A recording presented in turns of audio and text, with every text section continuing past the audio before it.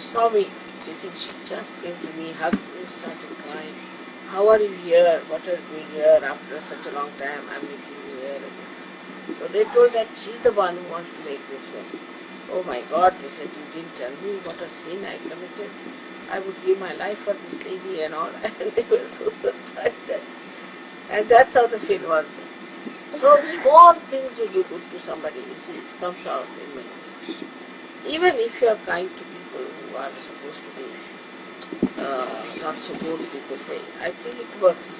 Like me, I was, one boy was very badly hurt. He had bandage here, and bandage there. He's standing there, and he told me that I have no work, can I come and work with you?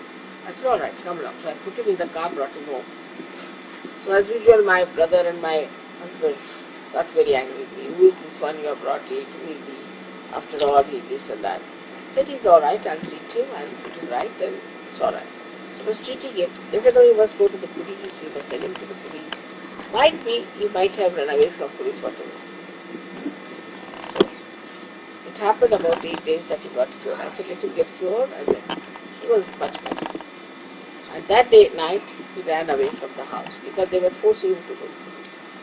And he took away all my husband's money, his coats and suits and my brother's everything that he had. And my ornaments were lying there, he didn't touch anything. He took away all those there. In the morning, he stood up.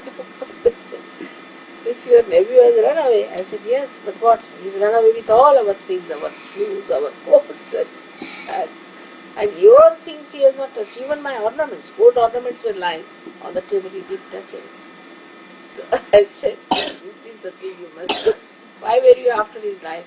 After all, he was doing well, he was good. You were after his life. So he has to prove that, yes, he would go to police, but this is the way he's going to do it. So many things like this happen in life. That's so interesting to see how. And you suddenly come across somebody and they tell you, oh, you don't remember, I've been this, I've been that, you have helped me so much. So always, if you are generous, you are always fed back by something. Like if you open one door, the breeze won't come in. But if you open the second door, then the breeze starts coming in. So this is one of the qualities of the person who is a Lakshmipati, the one who has money, is to give and to protect. Now most of the people who are rich people are extremely harsh with their servants, with the people who depend on them, very aggressive and try to torture. But in the long run it doesn't pay.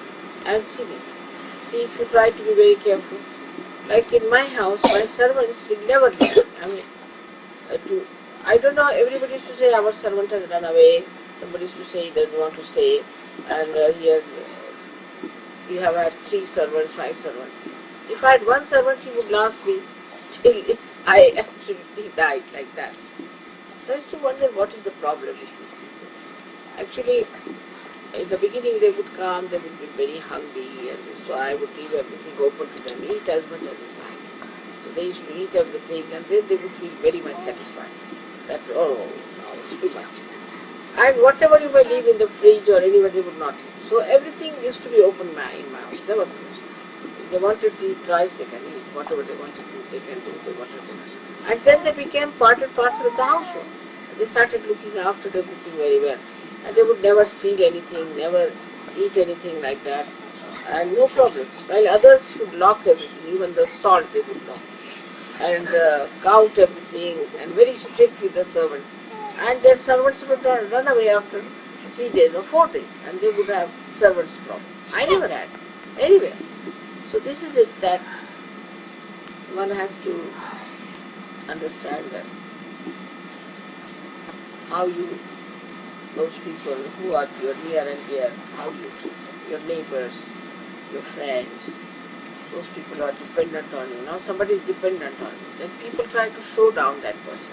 All the time so in a way that the person feels very much humiliated. Then when he gets out of that house, he takes a revenge. And he ill-treats them. So this protection has to be there. Now she is standing on a lotus. Means on something that's very beautifully made, but very delicate. So she handles people very delicately and on a balance. Now when people have money, they go into imbalance. It's very easy. You give somebody some money, immediately you'll go to a pub, get drunk, you'll have 5-6 women around him, or if she's a woman, she'll run after men and do all that. So money is a very I should say, a very dangerous thing, because it gives you imbalance. It gives you a terrible imbalance. If you have money, too much money, then you get into such imbalances that you cannot control. And one has to be very careful. You must have seen people who have money, how their children get spoiled, how husband gets spoiled, the wife gets spoiled, all kinds of things like that. So money has a very big spoiling effect. And so she stands on the lotus. And anybody who goes into imbalances falls into the Bhavasagar. Because the Lakshmi is, as you know, is the consort of Vishnu. And she resides with him on the sea. So now the word Mari has come also from the same, because we call her Maria. Now Maria is Mahalakshmi. The word comes from the marine, because she was born out of the sea. And that's why we call her Maria. Now this Mahalakshmi is a higher principle.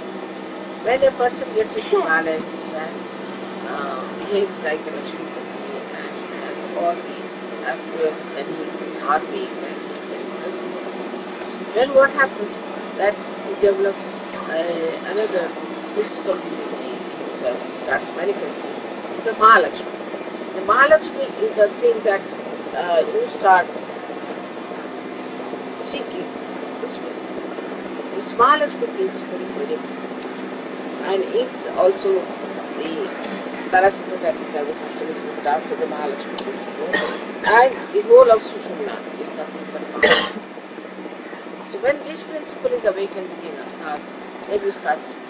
We are satisfied people, we do not go hankering after others' things, do not become greedy, and we do not try to acquire things that belong to others, and all other kinds of illegal things we do for money. Or people nowadays, I saw the court searching out people who are smuggling drugs.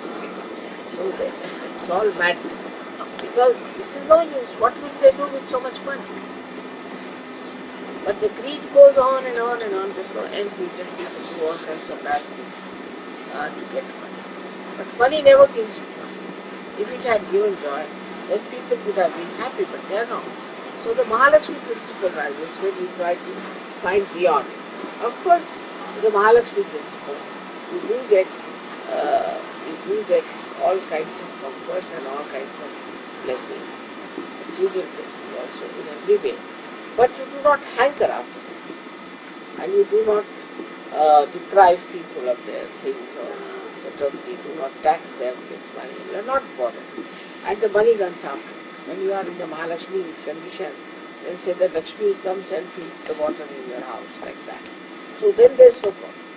The Mahalakshmi principle is the one which gives you all kinds of things which we can call as the flame, then also the victory, also success, also satisfaction, dignity, and Aishwarya is wealth which is dignified. All this you can have if your Mahalakshmi principle is awakened. And then through Mahalakshmi principle only you get your realization. So now in India, for example, there are 3 temples of Mahakali, Mahalakshmi, Mahasi, Saraswati. The Mahalakshmi temple is in Kolam, which is a Swayambhu, means it has come out of the Mother Earth. And it's there, that principle is there. And this Mahalakshmi temple, that people go and sing the song of this Namadevas, which you sing Jogva, Udo Ambe.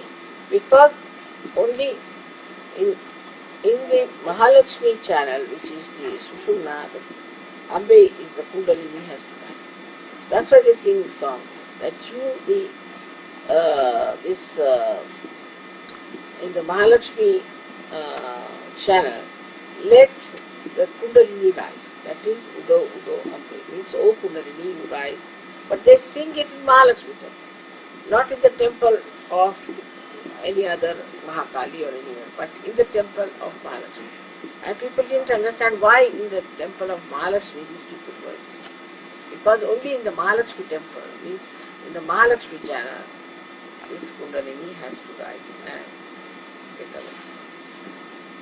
Now this Mahalakshmi principle first was manifested at the time of Shri Rama as Sita. Then it was manifested later on, Mahalakshmi principle, as Radha. Ra means energy, Da means the one who sustains the energy. So it manifested as Radha. And then it manifested of Maria, Christ's mother. She is Radha herself, because she created her own child. As Radha created, it's all described in the Devi Bharati, that Radha, how she took the form and how she created her own child, which is our Lord Jesus Christ. So this is how Mahalakshmi principle is manifested best in the life of Maria. And then this Maria kept quiet. She never said she was anything. But Christ did say about her, and on the cross he said, "Behold the mother," means the Mahalakshmi. The Mahalakshmi, so should see to Mahalakshmi. The Mahalakshmi, it has many meanings. It also means behold the Adishakti. It also means behold the Mahalakshmi, means the channel. It also means that your principle of Mahalakshmi. So that's what he said. Because of the cross he was very much in pain. But he said, behold the mother. And that is the significance.